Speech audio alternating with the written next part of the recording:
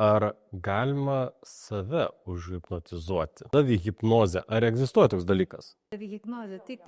Tai yra pakankamai, mes visi esame savo įtaigus. Jis sako, oi, ne manęs hipnozė neveikia, tikrai veikia. Mes hipnozėje būname keletą kartų per dieną, gal net keliasdešimt. Tai mes, pavyzdžiui, vairuoji mašiną ir tu net neatsimeni, kurio kažkokį kelio ruožą tu nuvažiavai. Oi, dažnai aš nuvažiavęs ir 50 km pagalvojau, kad aš... Taip, tai tu esi hipnozė. Miegas yra gili hipnozės būsena, tai mes visi tikrai ją išgyvename ir yra įvairių pratimų pajusti,